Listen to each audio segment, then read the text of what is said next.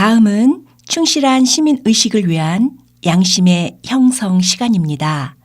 2015년 미국 주교회의에서 발표한 내용을 토대로 가톨릭 신자로서 나은 세상 건설을 위해 어떤 삶을 살아야 할지 안내해 주십니다.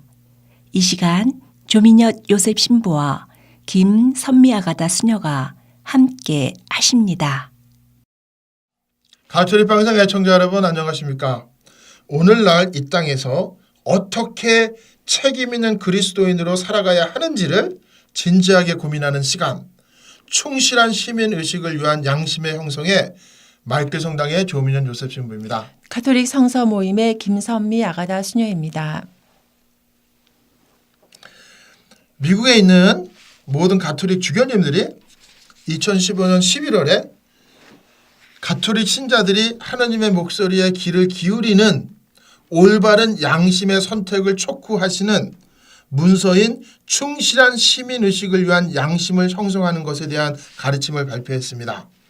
이 가르침은 정치인들을 대한 것이라기보다도 모든 가톨릭 신자들이 이 민주사회의 시민으로서 의무와 책임을 행사할 수 있도록 자신의 양심을 행성하는 데 돕기 위한 지침서입니다. 그래서 모든 사목자와 수도자, 평신도들이 보다 나은 세상의 건설을 위해서 교회의 윤리적이고 사회적인 가르침과 복음의 빛에 비추어서 앞으로 다가올 선거에서 정치적인 입장, 정당의 정책, 후보자의 공약과 행동들을 평가하고 판단하고 올바른 정치적인 선택을 할 수 있도록 도움을 주는 데 있습니다.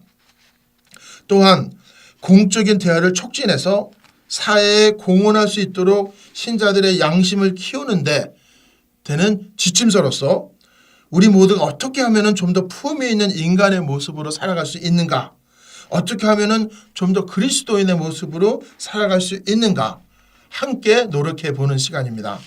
네, 이 문건은 미국과 또 세계가 직면하고 있는 새로운 도전에 맞서면서 계속하여 실천해 가도록 가르치는 것인데요. 이 가르침은 새로운 가르침이 아니라 미국의 주교님들의 모임과 또 보편교회가 가르쳐 왔던 것을 확인해 주는 것입니다. 2007년에 충실한 시민의식 문건이 발표되었었는데요.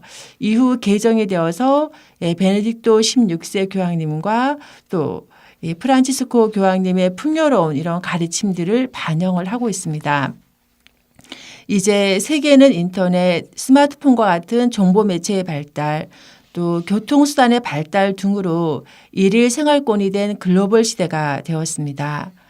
지구 곳곳에서 발생하는 각종 뉴스를 실시간으로 스마트폰이나 TV 등을 통하여 어느 곳에든지 볼 수 있는 그 하나의 공동체가 되었는데요. 비록 국가 간의 국경이 있고 또 각 민족의 생활 문화권이 있지만 그 과거와 같은 폐쇄적인 국경의 개념은 이미 무너진 지 오래이죠. 글로벌 시대의 지구촌의 일원으로서 살아가려면 우리는 글로벌 시민의식을 가져야 됩니다. 지구 공동체의 구성원으로서의 의무를 다하는 행동 양식을 가져야 되는데요. 공동체의 구성원으로서의 의무와 안전을 무시하고 개개인 혼자만이 살기 위해서 나 하나쯤이야 하는 행동을 할 때 공동체는 무너지는 것이고 따라서 그 피해는 결국 개개인에게 돌아오는 것입니다. 네, 그러면 시민의식이 무엇입니까? 사람들이 갖고 있는 생활 태도나 의지, 감정, 사고를 모두 다 합쳐서 말합니다. 시민들은 자유를 향유하면서도 사랑하는 사람과 함께 성장하고 자기를 실현하고 잘 먹고 잘 살고 싶어 합니다. 하지만 자신만 잘 먹고 잘 살면 되는 것은 아니죠. 더불어 같이 잘 먹고 잘 살아야 사회가 안정이 됩니다. 그래서 바로 시민 정신이 필요한 겁니다. 시민 정신은 한마디로 공존 공생의 공동체 정신입니다. 인간은 홀로 살 수가 없습니다.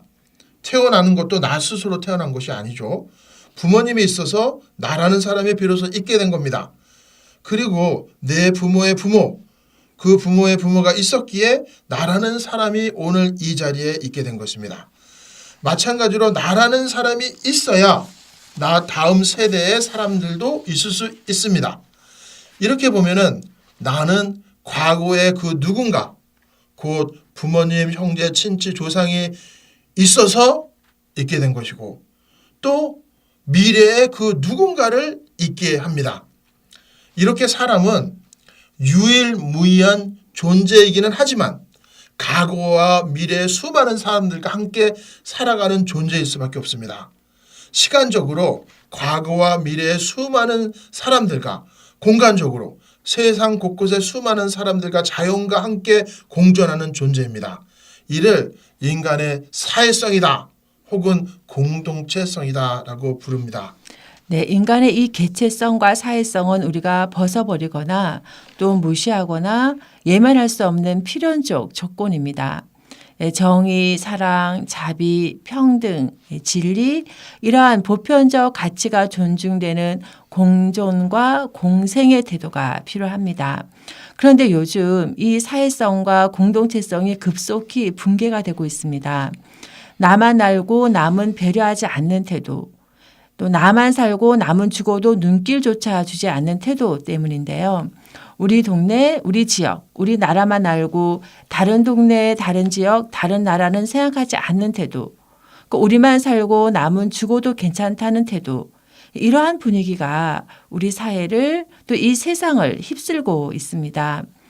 그런데 그 결과는 불보듯 뻔한 것인데요. 나만 살려고 하는 것처럼 다른 사람도 자기만 살려고 하는 것이죠.